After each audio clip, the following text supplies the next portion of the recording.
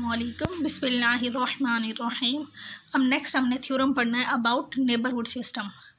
ये जो थ्योरम है नेबरहुड सिस्टम से रिलेटेड है। नेबरहुड सिस्टम में क्या होता है, अब जैसे एन ऑफ एक्स नोट है, यह नेबरहुड सिस्टम है एक्स नोट का। इस सेट के अंदर एक्स नोट के जितने भी नेबरहुड्स होंगे वो सारे होंगे। अब यहाँ थ्योरम की स्टेटमेंट है, let X tau be a topological space and let N of x naught be a neighbourhood system of the point X naught belong to X. यानी कि एक्स नोट के जितने भी नेबरहुड्स होंगे वो इस सेट के अंदर होंगे। अब यहाँ पे हमने सबसे पहले क्या प्रूफ करना है कि N of x naught is not empty.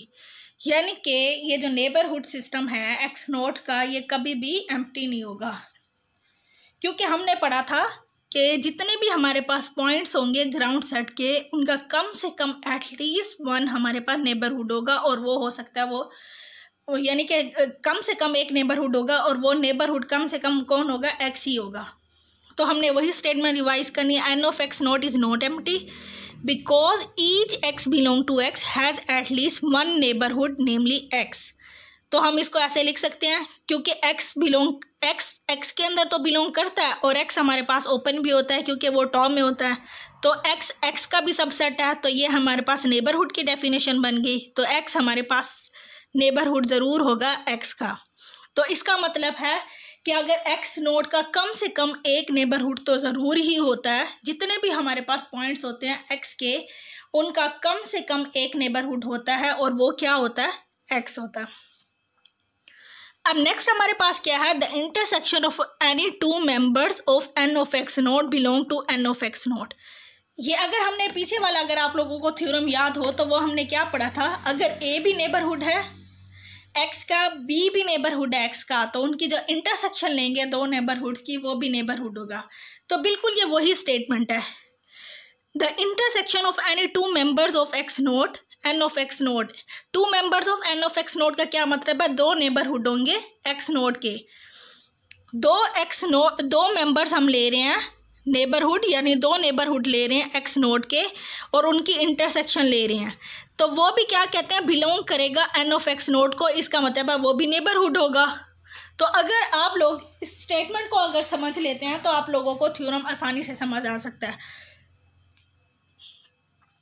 To members of N of x naught का मतलब है दो नेबरहुड हैं एक्स नोट के, और उनका हमने क्या लेना है, इंटरसेक्शन लेना है।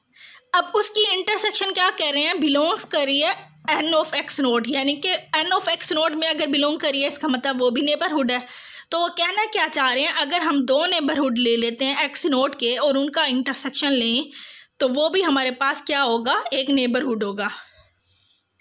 ये हमने ये जो स्टेटमेंट है, ये हमारे पास नेबरहुड में भी इसी तरह की स्टेटमेंट थी, तो हम इसको इस तरह से प्रूव करेंगे, intersection of any to neighbourhood of x naught is also a neighbourhood of x note. यानी अगर हम दो नेबरहुड्स की इंटरसेक्शन लें तो वो भी हमारे पास क्या होता है, नेबरहुड होता है। तो अगर नेबरहुड होता है, इसका मतलब है कि x n of x naught में बिलोंग करेगा। Hence the intersection of any two members of N of x naught is also a member of N of x naught. और ये मैंने आप लोगों को अभी पीछे वाले में प्रूफ भी करवाया था। ये हमारे पास किया हुआ है कि अगर हमारे पास ए भी नेबरहुड है तो हम इसको ऐसे लिखेंगे, x belong to you which is subset of A, और बी नेबरहुड है तो कोई हमारे पास ओपन सेट होगा वी, जिसको हम लिखेंगे x belong to V which is subset of B.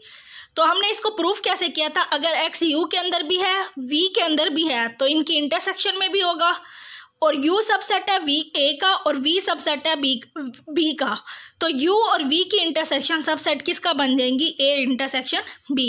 फिर हमने इसको कैसे लिखा था, x belong to u intersection v which is subset of a intersection b।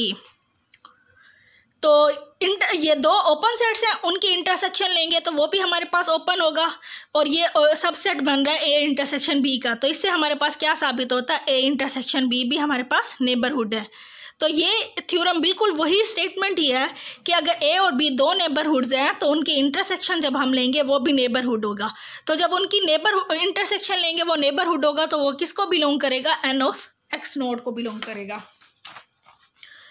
Next हमारे पास थर्ड कंडीशन है, if a subset of x contains a member of N of x naught then the subset also belongs to if a subset of x contain a members of N of x naught then this subset also belong to N of x node.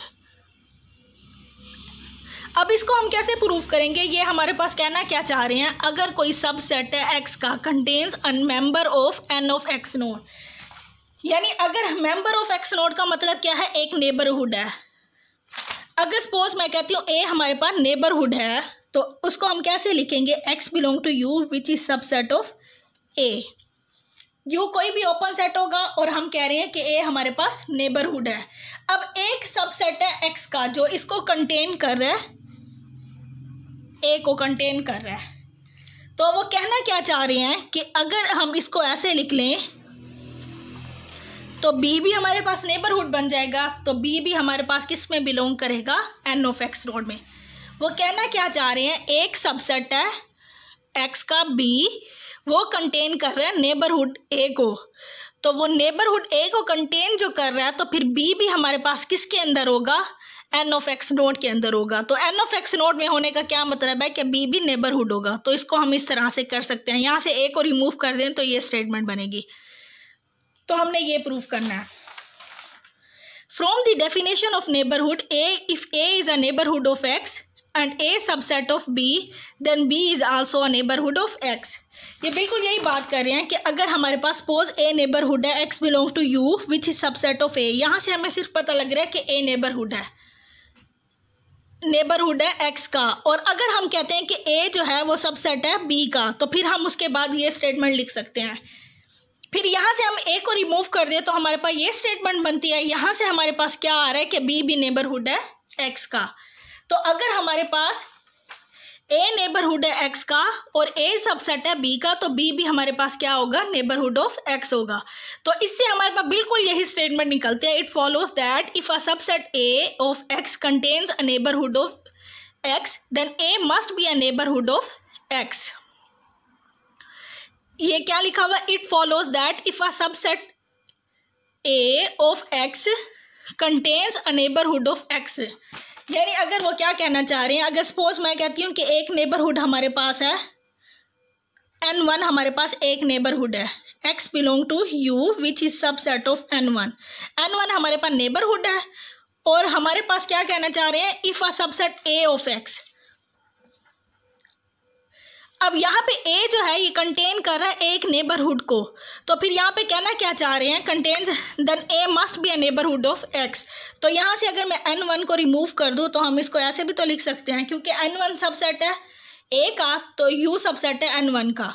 तो u अगर n1 का subset है तो u a का भी subset होगा। तो इसको हम ऐसे लिख सकते हैं, अगर एक सबसेट है x का वो कंटेन कर रहा है एक नेबरहुड को, तो ये जो a है वो भी हमारे पास मस्ट होगा कि वो नेबरहुड होगा। In other words, if a subset of x contains a member of n of x node, then it must be a member of n of x node. अब ये कहना क्या चाह रहे हैं, अगर हमारे पास ये जो सबसेट x का है ये कंटेन कर रहा है एक member of n of x node, ये हमारे पास किसका मेंबर है, n of x नोड, यानी कि कोई नेबरहुड है। तो अगर एक सबसेट है x का वो कंटेन कर रहा है member of n of x node, तो ये भी नेबरहुड होगा, यानी कि ये भी मेंबर होगा n of x नोड का।